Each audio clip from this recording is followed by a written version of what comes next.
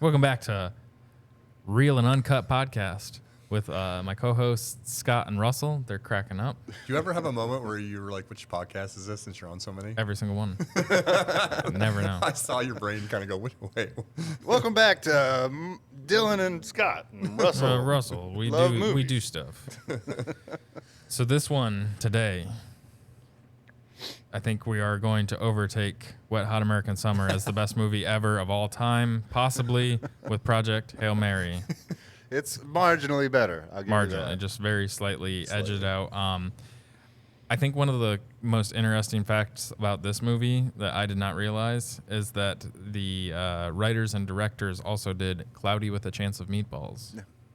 They did the Lego movie That is a and fun the fact. 21 Jump Street. and the Spider-Verse movies. Some Brooklyn Nine-Nine episodes.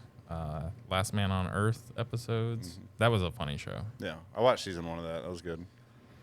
All right, so back to serious. Then we got to take ourselves seriously. Although Scott is trying to get high during this episode, he's partaking in legal THC drinks here in North Carolina. I don't know whether they're legal at 10 a.m., but on a Sunday. But I guess in the privacy of your own studio. Well, it's not like his Chick-fil-A brand drink. Like, you can still, Can't drink it on Sunday. yeah, you can still have Yeah. it today. My wife always has a joke about Chick-fil-A. If we ever grocery shop on Sundays, she's like, hey, we should get Chick-fil-A. And like, she'll just do that every time. And sometimes I forget. And I'm like, wait, you're joking. Oh, yeah, they're not open. The one that offends me the most is the Country Barbecue trademark tenderloin biscuit. They're closed on Sundays too. You cannot get a Country Barbecue trademark tenderloin biscuit on Sunday. You can't get one after 11 o'clock either. No, you have to get it on a fucking bun. It's terrible. All right, so we're going to go over the synopsis. We do rate our movies upon a Real 10 Walkout score, which is based on a 1 is you will stay through the whole movie and the building could be on fire. You're going to finish that movie. So like Wet Hot American Summer. And then a 10 is walking out like an Interstellar. You wouldn't want to watch that thing all the way through if somebody paid you. Oh, wait, no, wait. That was a 1, too. Yeah, you did a... No, wait. No, I'm already Russell hates confused by it. your system, and then you're making it more confusing. Well, you made it confusing by rating Wet Hot American Summer top. So that's where it got confusing. It's a personal rating system for my personal rating. So we are taking applications for a third host. Me and Scott will remain because our I thought this was an judgment has opinions not been- podcast. I don't We have know. not been compromised. Yeah, he's been paid out by Wet Hot American Summer, big Wet Hot American Summer, the lobbying group. So I'm just saying, you don't have a 25th anniversary theatrical re-release if you don't have a fan base. and they are doing that right about the time that flock cameras are being very prolific. So maybe there's some connection between flock camera safety and then Wet Hot American Summer. Maybe they're like in the same vein. Can I admit something about flock cameras? Yeah, I have no idea what they are. I hear everybody talk about them, they're everywhere. and I'm like, they track literally everything. because the thing I was thinking about the other day, I'm like, I don't. If you would just say, oh, they're putting cameras up everywhere, that's all you need for me to be outraged. But adding the word flock in there, I'm like, I have. Because you're the sheep. Well, is that what it is? Yeah. Is that why they call them flock cameras? Yeah. 'Cause They're managing the flock. it's one of those things where you ever feel like you go to sleep and you wake up and something happened in the world that everybody knows about, and you just missed it. Yeah.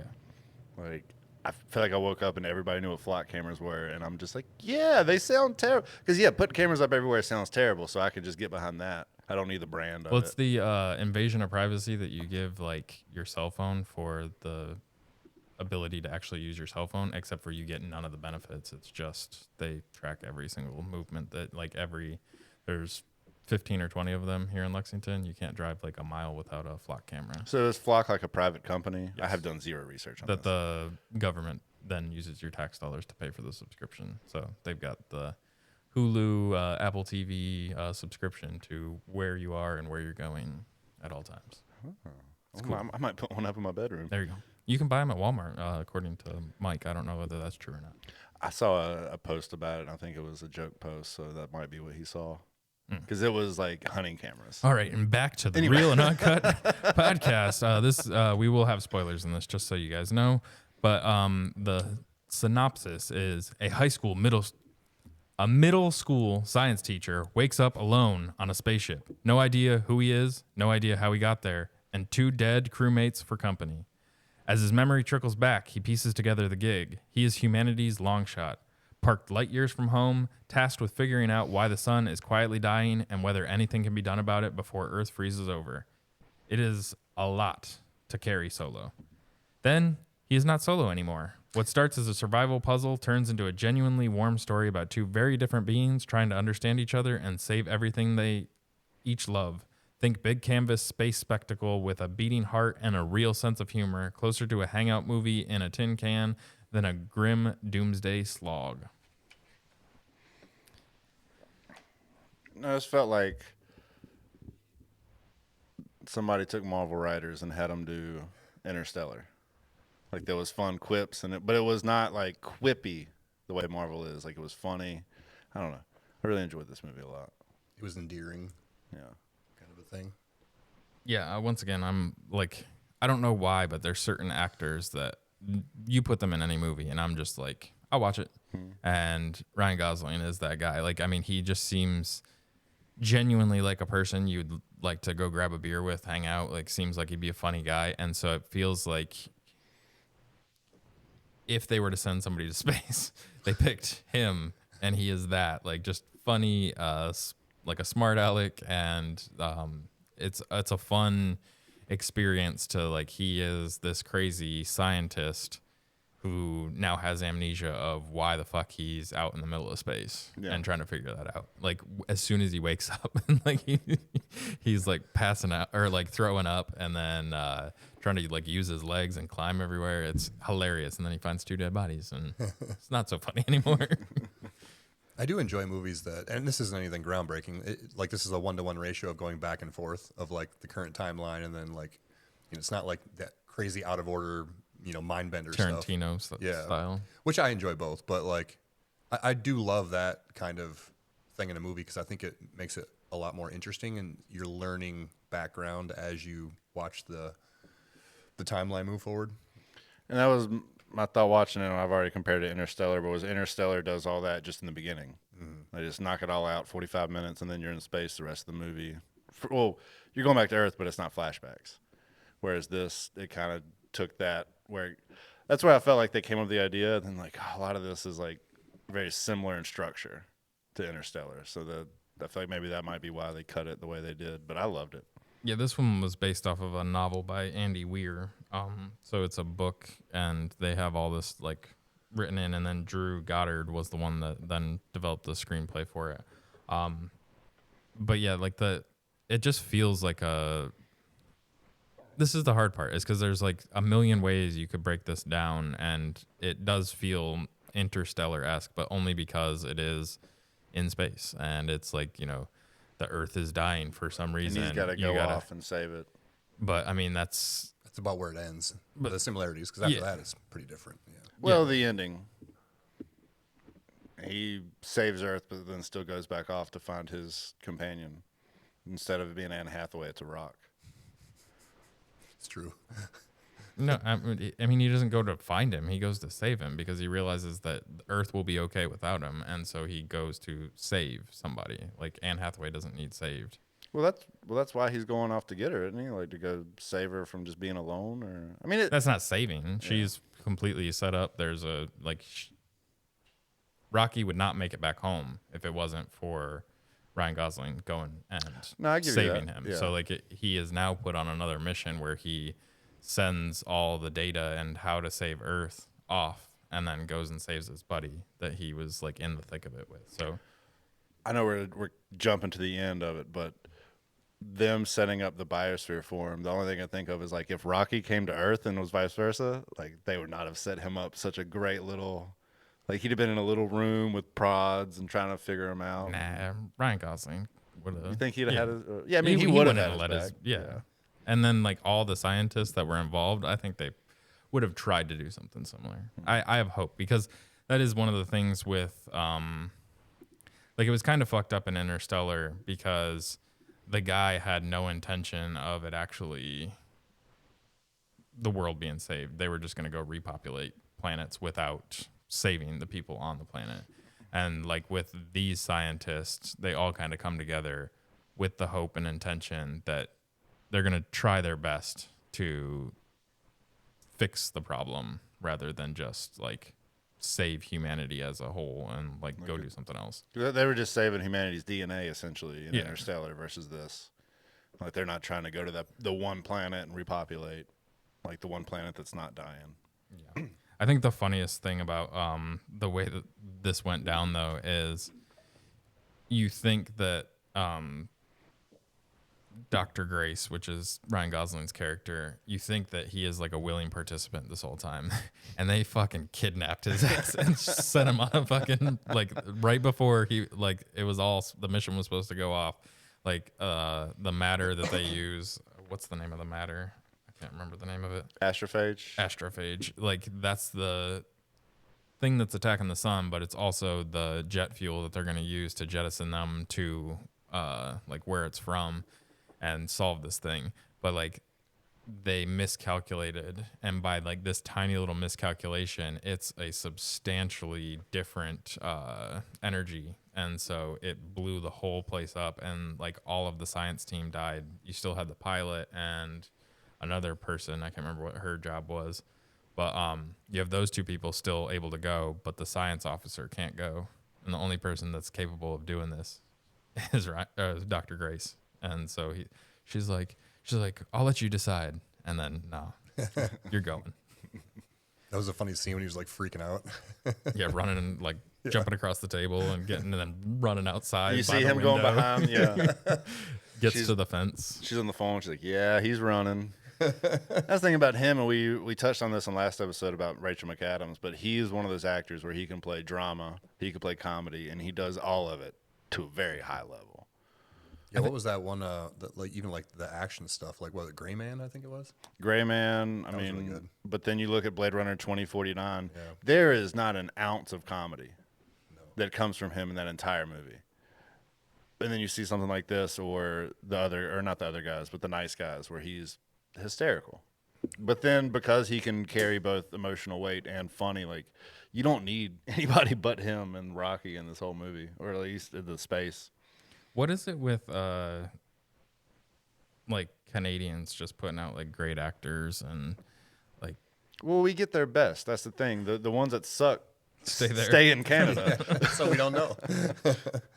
Yeah, because he was in The Fall Guy, which was like him as a stuntman. I enjoyed that, and that one's one of those that's like it's not a highbrow, like it's not a super great movie, but it's just one of those. Just entertaining. Yeah, that's a solid movie. And he makes it. Like him as Ken in fucking Barbie. Like he can do it. Like, and I don't know what it is about him, but he can very much make you believe the character and then like enjoy the character.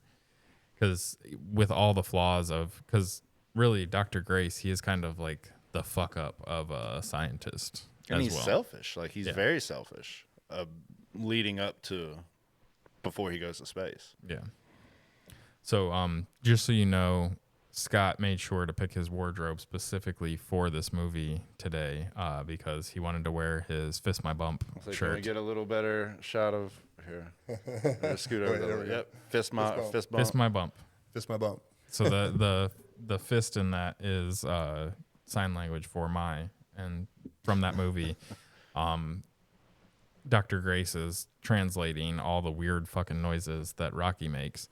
And he goes in for a fist bump, and he's like, "Fist my bump."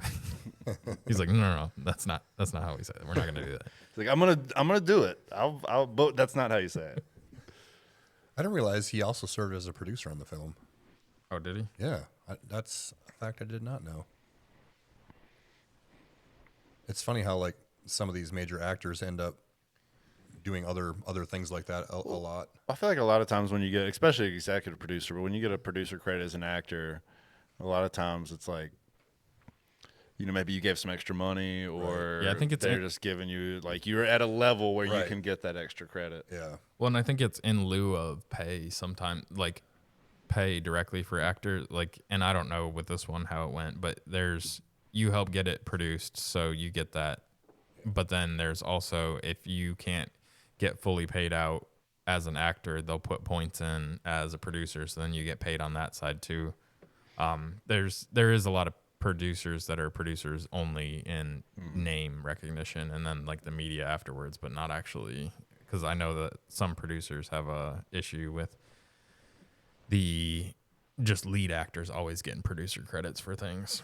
I think it's like when you watch a TV show and then season 3 and the lead actor is now a producer. It's like, like you said, it's in lieu of a raise. Yeah. Like we can't give you a raise as an actor, but we're going to give you this producer credit and you'll get money from that. On the back end of it. Yeah. So this one, it had a $200 million budget, so just a little bit over Upworld, Gnome Name Norm, just slightly edged that out, and you can tell in the production quality that it was done a little bit better than Upworld.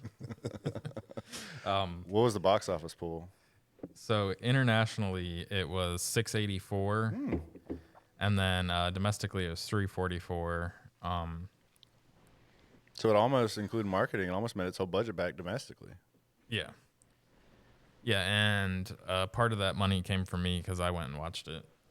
It was actually one of the first ones that I've watched in a movie theater because my wife does not go to the movies. And so I have neglected going to the movies for, I think we've maybe went to see 2 since we've been together, and we've been together almost 10 years. And so I have not went to the movies. But I was like, you know what? I'm going to treat myself and I'm going to go watch a movie. And this was coming out and I'd heard good things about it. So it was pretty much on my radar to watch. But I'm glad this was the one that got me back into the movies, because one of the things that the movie theater has over at-home viewing is sound.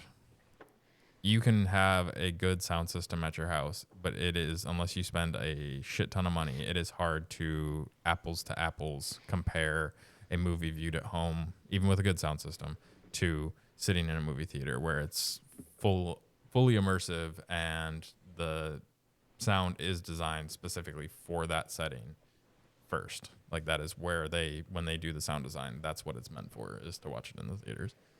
And so, yeah, they crushed this one. It was beautiful. And I do wish I would have saw it in the theaters because I heard nothing but good things about it. But it was nice just sitting at home watching it. And it's a very well done fucking movie. Like, because I'm watching it and I'm thinking, I mentioned kind of the Marvelness of it. And I think you've seen that a lot in other, like if you look at the Last Jedi Star Wars movie, there's this Marvelication of a lot of movies where they get very quippy and funny.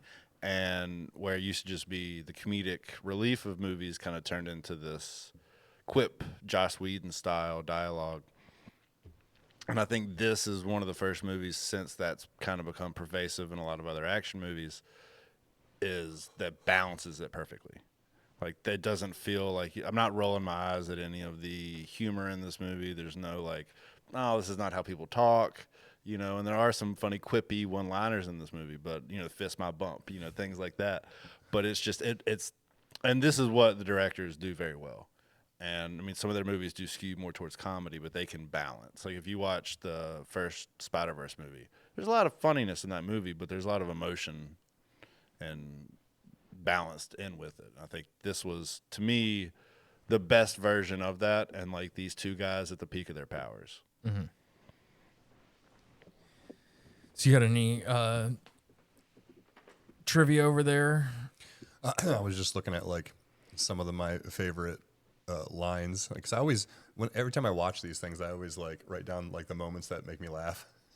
And the toot to scoot, that absorbs the sun's energy to expel it to move. That was so great. Like, Yeah, pretty much they toot to scoot. That was a good line. I just, some of that stuff, like I was actually enjoying. He's not his bodyguard, but I was like, what is he like? You know, the guy that's like His handler, basically. Yeah. I like how he becomes a part of it. That was kind of funny. I love the line though. He's like, hey, do I have like an expense budget or expense card? And he's like, nah, but I do. Like, and so then they're just playing fucking bowling and crazy shit. Throwing the Lowe's. duct tape in the buggy. Yeah. And, yeah. Carl, that was the guy's name. Carl. Yeah. Carl. I liked, and I'm out of form today. I can't remember the actress's name who played the lead scientist. I always forget too. Sandra Huller. Yeah. That's Eva Strott. Yeah. Because I don't I don't know how much I've seen her. She reminds me of like other like actresses, like Tilda Swinton, that kind of lane. But she had a really funny deadpan line when she picks up the earth ball and he's like, "That's lava," and she's like, "It's not." It's a very matter of fact scientist reaction. So this one won Best Picture and Best Director at the 2026 Astra Mid-Season Movie Awards. It got 94% from critics and 95% from audience on Rotten Tomatoes. 8.3 on IMDb, with a spot in the IMDb top 250. Widely positioned as an early award season contender. Yeah, I think this was one of the best movies of recent years, for sure. Mm-hmm. I think we'll see this. Definitely a genre, too. The Odyssey being very big focal points of the award season coming up. And that's to me, that's great because you have these giant budget movies that hopefully they get a lot of recognition, because movies that are that big, the Academy usually, even if they're best movie of the year, they kind of, let's go look at this smaller movie, which I appreciate. But at the same time, if the best movie cost $200 million, then the best movie, that's what the best movie of the year was. Yeah. Yeah, I haven't watched the Odyssey. I guess we need to put that on our list as things to watch. We do need to get some more movies that are closer to the War of the Worlds. Yeah. Like we do need to, like, pretty good ones lately, yeah. Because we have been hitting on very great movies. Look, I gave you what you wanted with Wet Hot American Summer, yeah, and but then you shit all over it. You gave us what we wanted, and then you turned you were a turncoat and then rated it as like one under Interstellar. I'm not a turncoat, yes, because that's what I've always felt about that movie. I gave you what y'all wanted. I didn't say me. Yeah, but I had to sit through a shit movie that then my co-host rated a 2, one under Interstellar. That's fine. I love it. So once again, we are accepting applications for a third. Fun fact wise, so I do have some stuff about how they were doing Rocky. Mm-hmm. So practical puppetry basically is what they were calling it. Production team of puppeteers dubbed the Rocketeers, led by James Ortiz. Rocky Tears. Rocky Tears. The filmmaker cited Pixar's ability to make audiences care for a desk lamp as inspiration for finding personality in a faceless creature, which I thought was pretty cool. They did some advanced robotics. It also used beta versions of the most sophisticated motors on the market to ensure his movements matched the puppeteer's inputs with precision. They were re-engineered specifically to suit the needs of the character's unique physiology. I was wondering how they were doing that, because sometimes there are so many methods of doing things. Like, I can't even tell half the time now. I'm like, I don't even know how they did that. And I'm sure there are times where there's CG replacement or addition going on, but it was very puppety. And then the guy who puppeteered Rocky was just doing all the dialogue on set. So they would have, Gosling has to work on, and then they liked his voice so much that the puppeteer is the voice of Rocky, like the computer voice of Rocky. Yep. It says lead puppeteer James Ortiz provided Rocky's voice via an earwig for Gosling to react to in real time, which is probably why it came off so well. Because you got to think, like, sometimes you've got movies where you're like, it's like a green screen or something, and you're reacting to something that's not actually there. Like, that's gotta be weird. Tennis ball, or Yeah, so they said most of the CG for the character was all just painting out the puppeteers. Like, it wasn't very much done to change who Rocky was. It was just to take them out of the frame. The description is really funny. He goes, James Ortiz, he described the character's personality as a mix of a miserly old man, a peppy Labrador, and an anxious 14-year-old boy. It's a pretty good description. I do hope with this, we're seeing between this and we just talked about the Odyssey, like, we're seeing a return of practical effects because I think, the CG was great but it almost got taken too far to the point where people are getting tired of it. And now we get this return of, like, practical effects, which, if done right, and you could add CG to, like, take out puppeteers, smooth over certain movements. But whenever you're seeing something that is real and, like, they can touch and interact with, it adds a lot of more authenticity, even if you can kind of look at it and go, I can see that Rocky's a puppet, but it plays better than if he was a CG, creation for the whole movie. I think the hard part is especially, and Marvel kind of crutched on this, and so did so many productions afterwards.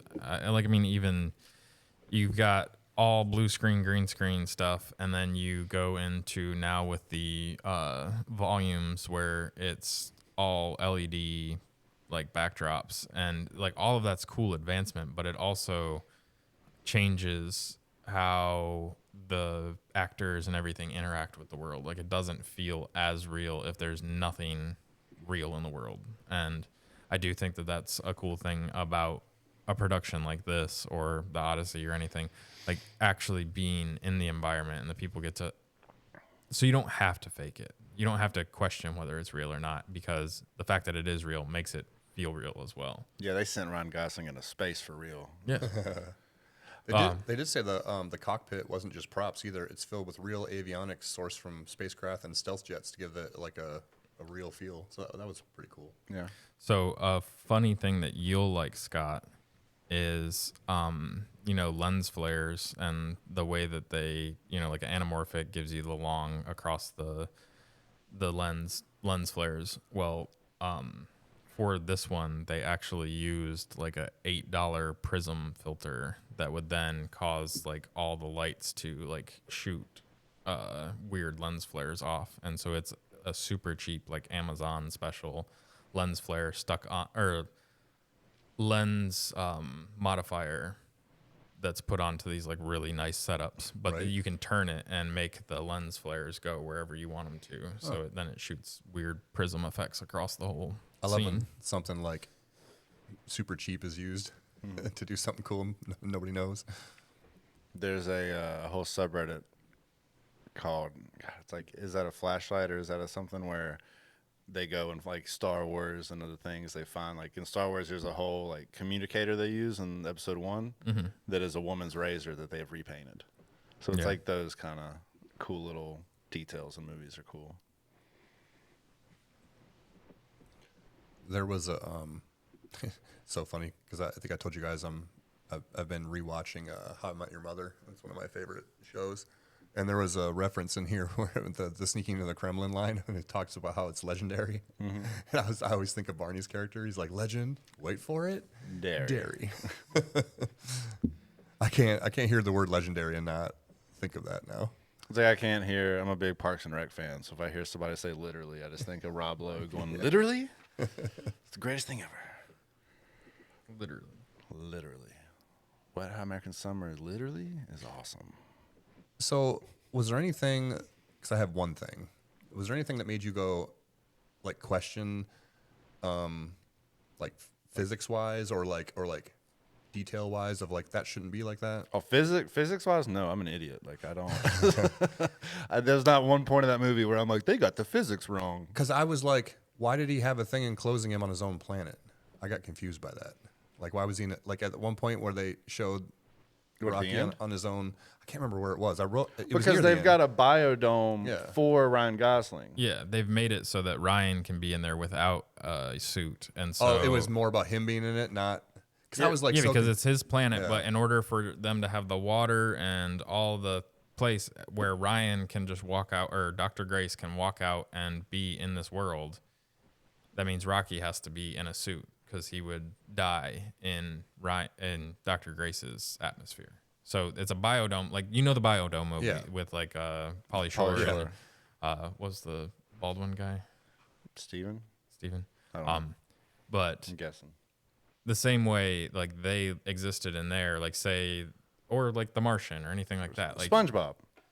Yeah. Sandy and SpongeBob. It's actually the perfect. Yeah. Sandy's in there in her little biodome, and then SpongeBob has to put on the water helmet and come in. It's the same and vice concept. versa. She's got to go. I just don't know why I got confused by that. So if it would be like if Rocky came to Earth, he would have to wear that Right. thing. But since they're on his planet and Dr. Grace can walk outside without a spacesuit on, that means that it's Dr. Grace's environment. So Rocky would need his spacesuit. So if Grace was to go out of the biodome, if he was to go onto Rocky's planet, Dr. Grace would need a spacesuit, and Rocky would not. I thought they were at one point they were on Rocky's planet. They are. They at are. the end. That's where the biodome is. Yeah, with an ocean and all this other stuff. Me with this is like Russell with the rating system. I'm not getting it. So they're on Rocky's planet. At least you gave Wet Hot American Summer a 9 like it belonged. But I mean, can we get camera on me? So We can move on. I'm gonna have to think about But this. no, it's just they're on Rocky's planet. They put a biodome on the planet and recreated Earth's atmosphere and anything, the living conditions of Earth are recreated inside the biodome. Okay. So Gosling can just hang out and Why chill. though? Because he saved their planet. So they're like, all right, we'll change our planet because you saved us. Not their whole not planet. the It's just a biodome. like a house. It's a house that has an ocean and all that draw stuff in me. it. Okay, so Let me draw you a picture. This is Rocky's planet. Yeah. All right, and somewhere on the planet They made a little house. I'm gonna put Grace. So it's a little biodome house, yeah. and inside that is all of the Earth's conditions. And then they have a wall that the kids are yeah, I know, behind, I so get they it. can see. get Like it. they're looking in on like a zoo. It of clicked. Dr. It Grace just in there. clicked. I don't know why I wasn't getting it. But I mean, at least you're rating it Hot American Summer was right. So let's just talk about the cinematography on this though, because Greig Fraser is just everything he touches is beautiful. What all else has he done? Dune Part 2. Yeah. The Creator. yeah, the Batman. Yeah. Oh, the Batman was The Creator actually was a beautifully shot movie. It was kind of disappointing story wise, but it was a pretty good. I haven't seen it. Dune Part 1. It looks really cool. Zero Dark 30. We were talking. Oh, about, that's a great movie. We were talking about Dune earlier today. Off air, but like how visually stunning that movie is and the sound design. Oh.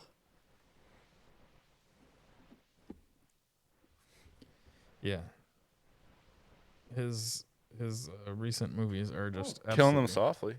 Just Oh yeah. absolutely gorgeous. Dollar Shave Club, get ready. That is funny because Killing Them Softly, that was the guy who directed Jesse James, which Jesse James is Roger Deakins. And then Roger Deakins does Blade Runner 2049, and then the next movie that director makes is the same cinematographer as Killing Them Softly. Killing Them Softly for me is and always will be just in my brain. It will always be Dave Chappelle's stand up, Oh, I thought you were going to start singing the Fuji song. Yeah, that's what I was thinking. That's which what my is a brain remake goes. of an older song too. Yeah, it is. So Yep. Run my hair to the Isn't it? fingers. I don't know. pretty I just sure it trusted is. you. That's how much I trust Dylan. I'm like, yeah, it totally is. Yeah. I'm gonna check it. That is a great song. Great. I actually bought that at McKay's recently, the Kill 'Em Softly special. Yeah. They had it on DVD. Gonna up that collection. But no, I thought this was one of the better movies we've watched so far for the pod. You know, it's funny. Like we were saying, I was like, because Dylan's like, we got to do some bad ones again, because like, Everything we keep picking is a good yeah, movie. like so good. Like, but I had a lot of I was saying, I had a lot of fun watching.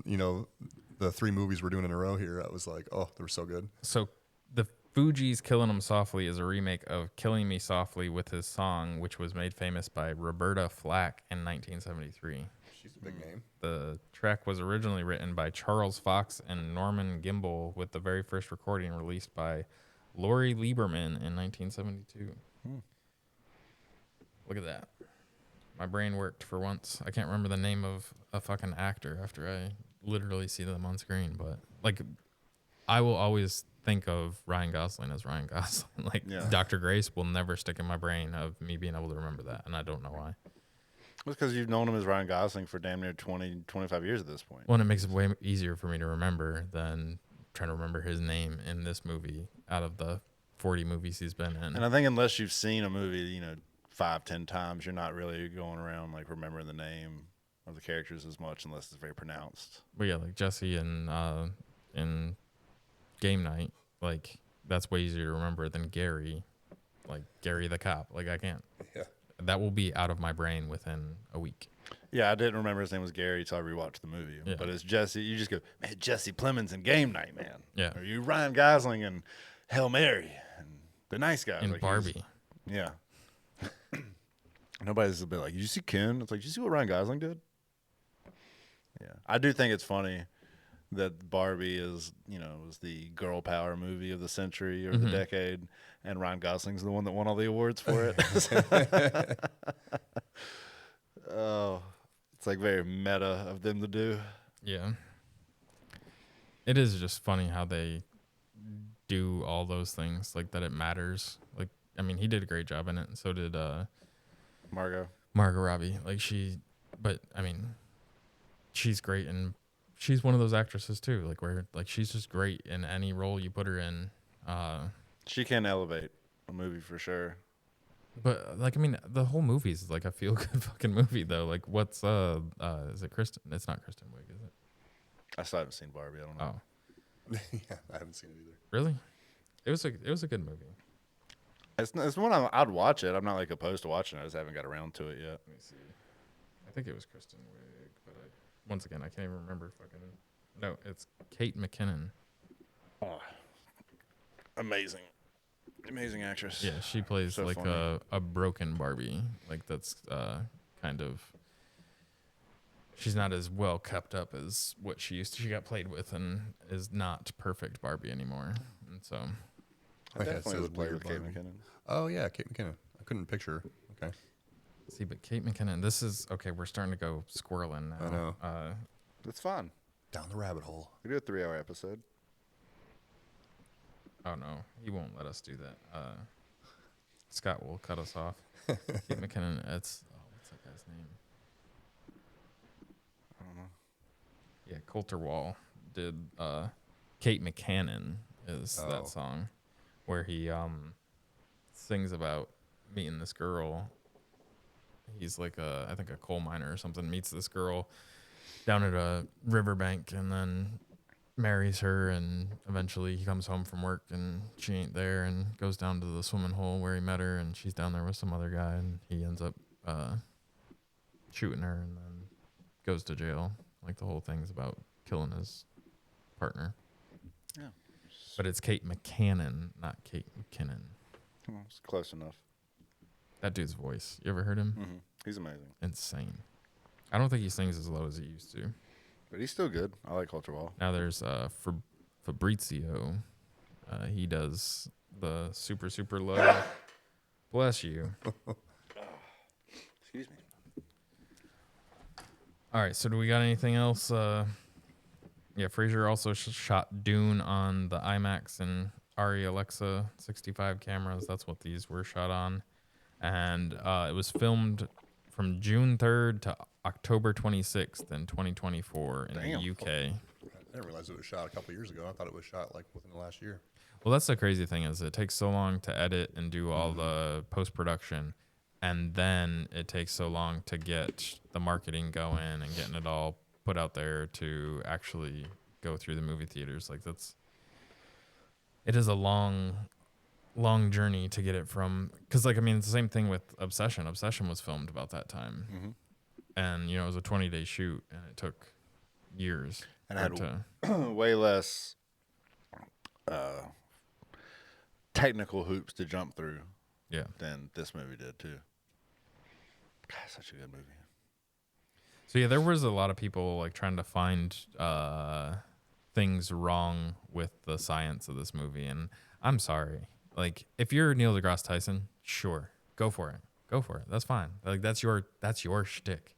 But anybody else, why the hell do you care? Like, I think somebody was bitching about him throwing up into a traffic cone, and a traffic cone is open on the other end. And it's like, who cares? Like, not all traffic cones are open on the other end. I imagine there's some that are sealed off on top. So, like, no, who cares? It's just a good visual.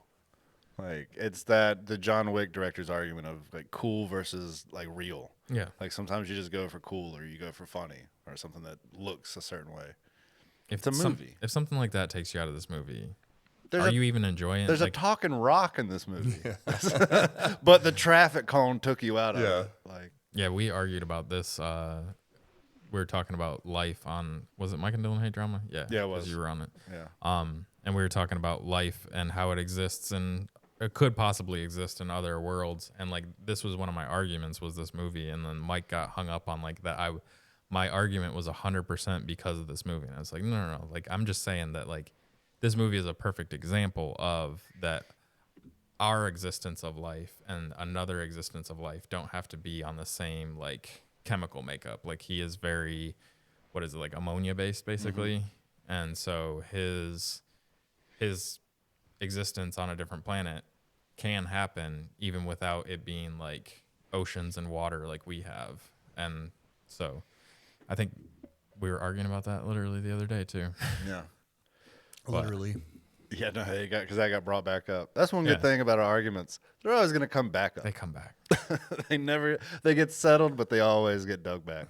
Just like What Hot American Summer. Yeah, we're going to be on episode 137 of this podcast, and you'll be like, let's know Wet Hot American Summer, but it was pretty good. I mean, it's a strong. I like that movie. It's I watched it at 15. Didn't you put Game Night? Yeah, you put Game Night under Wet Hot American Summer. Same. No, he rated Game Night a 3, and Wet Hot American Summer is 2. I think I went a 3, and then I went back up to 2. Yeah. I don't know, man. It's early. People don't realize how early it is right now. Because I'm sure this will go out in the afternoon. We got here at 8 a.m. No, these go out in the morning. Everything goes out in the morning. It did win some. Speaking of awards, even though it's not like, apparently there's like mid-season movie awards from Astra, Golden Trailer Awards. Like it already won some stuff. Yeah, already won. For Best Picture, Best Director. Just, refer back to 20 minutes ago when Scott hasn't talked a lot this episode. Give him something. Hey, nobody knows. Everybody else forgot too. They were probably driving. Somebody cut them off in traffic. They missed it the first time. Yeah. So to reiterate, it won some awards. Did you guys know this won awards, Dylan? Did it? Yeah. The Astro Van Awards or something. You know what's funny? Astrophage. I did not read the book, but I almost would, like I should have, because it was actually on my list of books I wanted to get and read, and then the movie came out. Like, oh. Yeah. But I actually had this on my list because I heard good things about the book too, like years ago. I enjoyed the sending the Probes. little things back and forth to each other, where he ended up getting like a little statue of what he looks like from this alien view of him, and like most of those props were all like 3D printed, and then they made it look like it was made out of whatever Rocky's made out of. What's the guy from Mythbusters? Adam Savage? Yeah. He went on set while they were filming it, and he got to see like all the different props and like the canisters and things that Rocky built. And so Rocky is very good at just basically 3D printing whatever he sees. Well, that's how they kind of set up his abilities anyway. So the fact that it was 3D printed is pretty cool. Yeah, because he doesn't see with eyes. He's almost like an echolocation type thing. So he sees shapes by sound. That was a funny scene when Ryan Gosling is trying to talk to the computer, and he's whispering, and Rocky's like, Yeah. He's like, can you hear me? Rocky's like, yes, I heard that. You can hear this. Yes, I heard that too. I get no privacy. Well, who are you talking to? Oh, but that fucking, and Mike watched the movie just last week, and he said, and it was a very emotional moment, but like where he's like, I'll watch you sleep, bud. Like while Rocky's trying to recover, and it's just like such a sad fucking moment. That got me for sure. That was a great moment. But yeah, I didn't understand why they had to get so far down in that atmosphere to get that. And like, weren't they going through? Because all they needed was the bacteria, but like, wasn't the whole line of going from there have that living entity that keeps the astrophage in check? Like, it seems like crazy that they had to get all the way down in that planet to really get down. Like, that was such a sketchy, which it had to be that way to set up all those moments. But I think it came from they were trying, because that was before I think Rocky said he'd give him the fuel, maybe. I can't remember, but I do know that they were using that because they were like, we're not going to have enough fuel to go down and get back out. yeah, And then they're like, well, Rocky's like, what if we just orbit the planet and then we'll drop it down? I think that was the plan, and then it went awry, and then they hit the atmosphere and came in. So like them getting that far low wasn't intentional. no, But because he not, was already out there, it's like he can't just because the way I interpreted it was he's like, I think he maybe had enough for him, but he wanted enough for the both of them to be able to take it back to their planets. Yeah. So it was just, I didn't look at it as an issue because the plan wasn't to get that low. It's just shit happens. Well, all I'm saying is like the line that goes from like the star to the planet, like it does on Earth, like or the way that it did with the sun and Mercury. So like there was the line, and on that line, what I'm saying is, wasn't there the living? No, I stuff think in I that think they line. were the line was around the planet the way it is the other planets that they are killing the systems of. But when they were going down to the planet to reproduce, the planet, that's where the predators were. The predators weren't in the atmosphere or in the outside of the planet. They were in. So they were saying they had the same amount in the line. They would send the astrophage, would go down to the planet to reproduce like they were in all these other planets. But then when they were coming back, it was the same amount. There wasn't extra or less. And they're like, that doesn't make any sense. There should be more if they're reproducing. And then that's how they found. So the predator was only inside the atmosphere of the planet. It wasn't in the line, the way I interpreted it. Yeah, I was just thinking. But that what do was, I know? I like part Wild of American Summer, so I don't know. You make a good, strong point there, Russell. That was a very strong point, and now I believe you, and I That was a fully. bold move, Cotton. I wish you do dodgeball one day. That one was one that I had to watch more than once before I was like, "This is hilarious," Yeah. because it was so dumb the first time. And I was like, "Where is like the story is not here." There, you know, it's very loose. A lot of comedies of that era, very loose and fast with the plot. So we have. You got any more fun facts, Scott? I'm all fun facted out, I think, for this one. Do we have anything else, or should we move on to rating? What do you got, Dale? So I don't know if this is true. Like this is well, it says verified, but Ray Porter and Meryl Streep are among those credited on the film's cast lists under rejected Rocky voice recordings, performances that were tried but not used. I was wondering that when we heard Meryl Streep's voice. I'm like, either somebody did a great impression, or they were like, Meryl, it's 6 words. Can you just say it in the phone just real read. quick? Yeah. Like, We can get AI to do it if you don't want to. but- could you? I wonder what, like, if she got paid for that at all. Could you imagine somebody calling you and be like, "I'll give you $10,000 She got, I guarantee she got paid a decent chunk to say do that. one sentence of dialogue." Yeah, they, when they were filming it too, like the plan was still to have somebody else voice Rocky. James ended up doing so good that they kept it. Like that wasn't the actual plan, even when they were started filming. And I think sometimes, like, there's this movie, Assassinated Jesse James, and there's a narrator throughout the whole movie. They had a guy that was just on the crew do the narration as a placeholder. But then through the course of editing it, they were like, this actually fits. And that might be a little bit with Rocky, where Well, happy accident. they're going back and looking at it going, this works. Like, we don't need to replace it. This fucking works. Yep.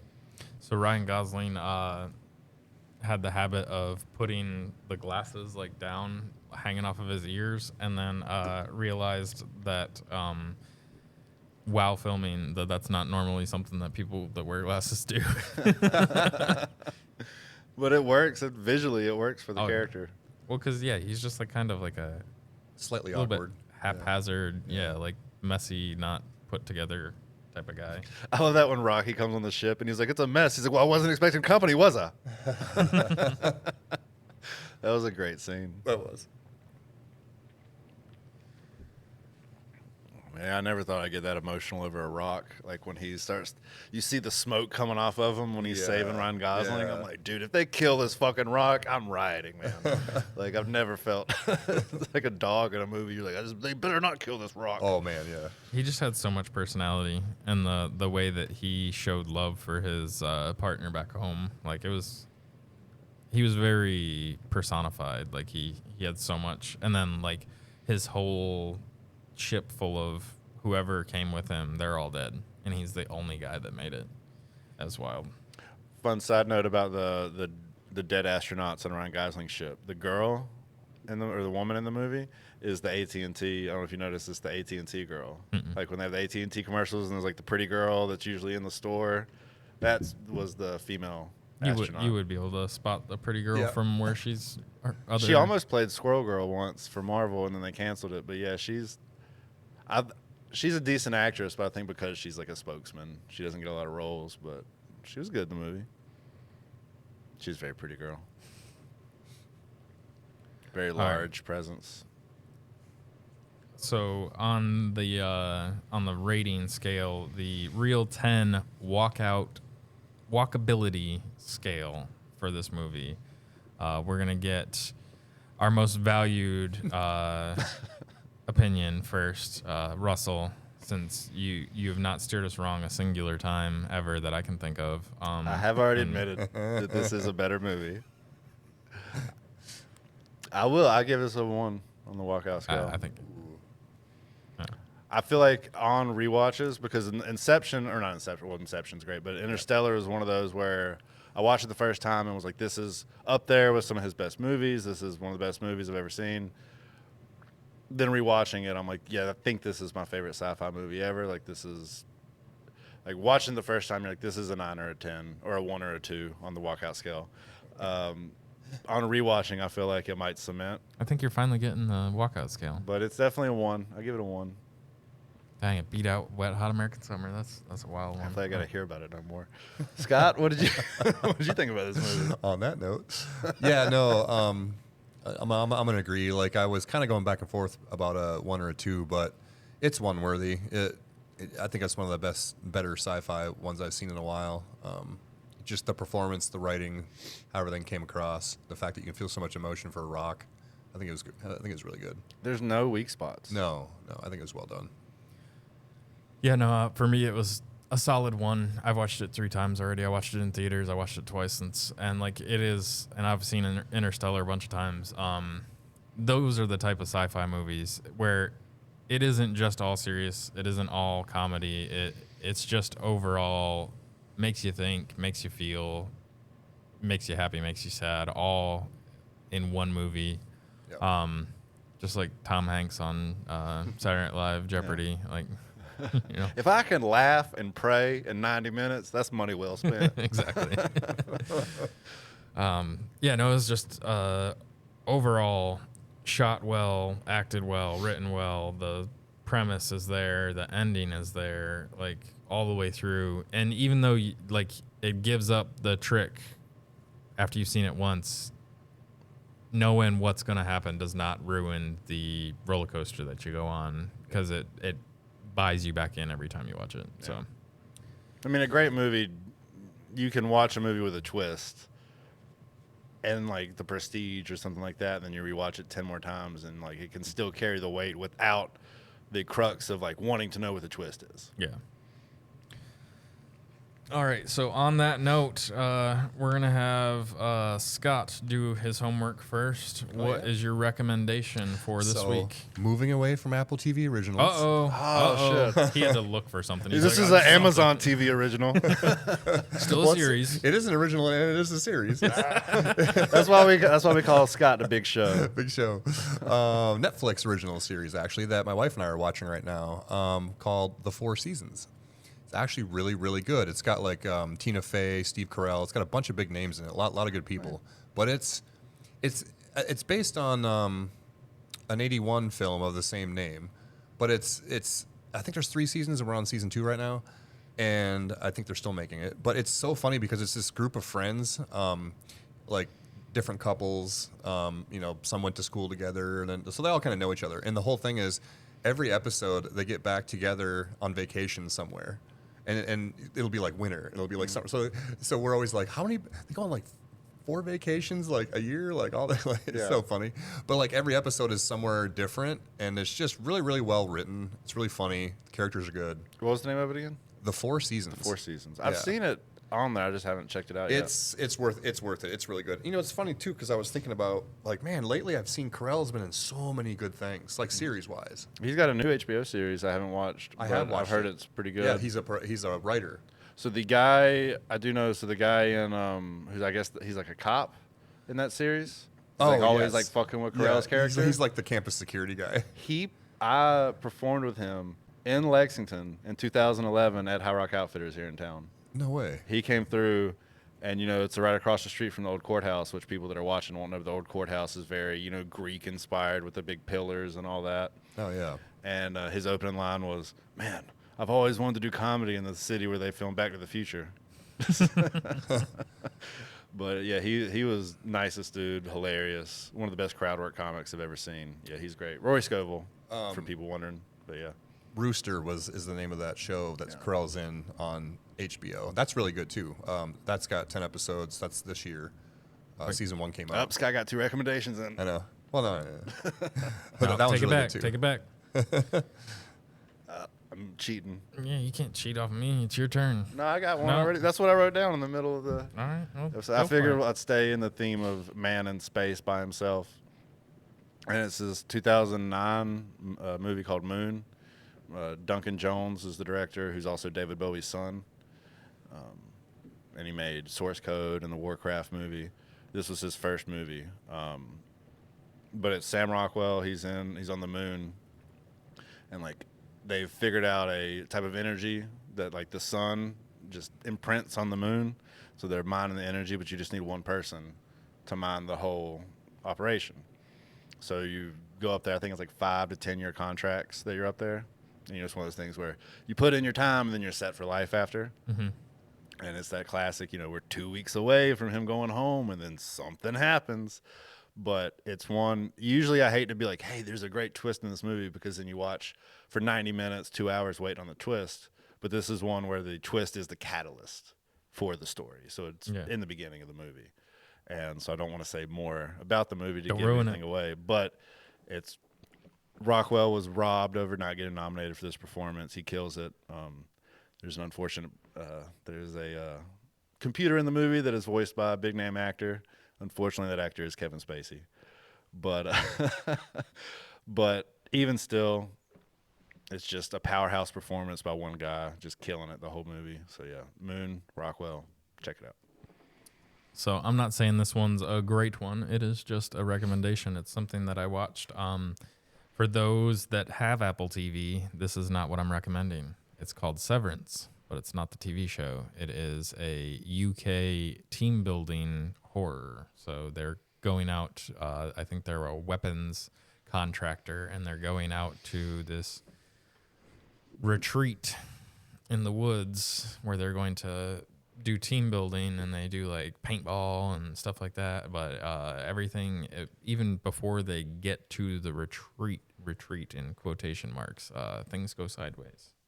And so it's a very, I wouldn't say it's a great movie, but it's a movie.